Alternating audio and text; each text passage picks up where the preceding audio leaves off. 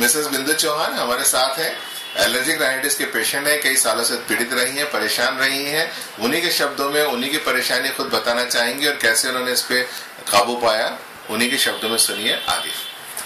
1999 में मुझे जुकाम हुआ एंड काफ़ी टाइम तक वो ठीक नहीं हुआ। तो मेरे हस्बैंड सबसे पहले मुझे डॉक्टर जाफरी के पास लेके गए।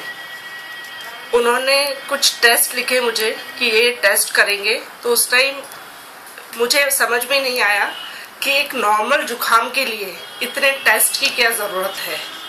तो मैंने मेरे हस्बैंड से बोला नहीं मुझे नहीं कराने टेस्ट, एंड मैंने नहीं टेस्ट कराए।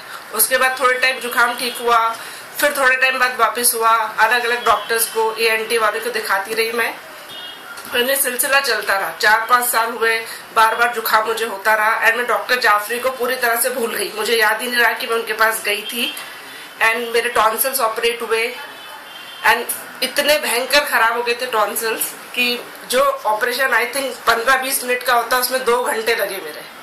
पस निकाल मतलब पूरा ऑपरेट किया उन्होंने। उसके बाद थोड़े टाइम में 2 साल ठीक रही। उसके बाद वापस से बार बार जुकाम होने लगा मुझे एंड मैंने 2 बार पॉलिप्स बर्न करवाए अपने। उसके बाद डॉक्टर ने बोला नहीं सेप्टम डेविएशन है, इस कारण से आपका ठीक नहीं हो रहा है। बहुत परेशान रही, मतलब मेरा फैमिली लाइफ भी डिस्टर्ब हुई, साथ में मैं अपना काम करती थी वो भी मैं नहीं कर पा रही थी। समझ में नहीं आता था, मतलब फेस से ऐसा लगता है कि आप अच्छे हो और आपको पूरा चेस्ट में पेन हो रहा है, गले में पेन हो रहा है, आपको समझ में नहीं आ रहा क्या हो रहा है। तो ये सिलसिला चलता रहा, मेडिसिन लेते रहे। इतनी मेडिसिन ली मैंने, एंटीबायोटिक पे एंटीबायोटिक। उसका नतीजा ये निकला कि मेरे को गैस्ट्रिक ट्रबल हुआ, मेरे ईसोफेगस में मेरे को पूरे छाले छाले हो गए। एडमिट करना पड़ा हॉस्पिटल में, कई बार मैं एडमिट हुई हॉस्पिटल के अंदर। ऐसे करते करते गाड़ी चल रही थी। फिर डॉक्टर ने बोला सेप्टम डेविएशन है तो आपको उसका ऑपरेट कराना पड़ेगा। वो ऑपरेशन कराया। फिर उन्होंने बोला ये आपका ड्रिल, मतलब जो पॉसिबल सर्जरीज हो सकती थी वो सारी मेरी उन लोगों ने कर दी। उसके बाद भी मेरी तबीयत में जहाँ खड़ी थी वहीं थी एंड और ज्यादा मुझे ऐसा लगा कि मेरी और ज्यादा तबीयत खराब होने लगी। बहुत हालत खराब हो गई।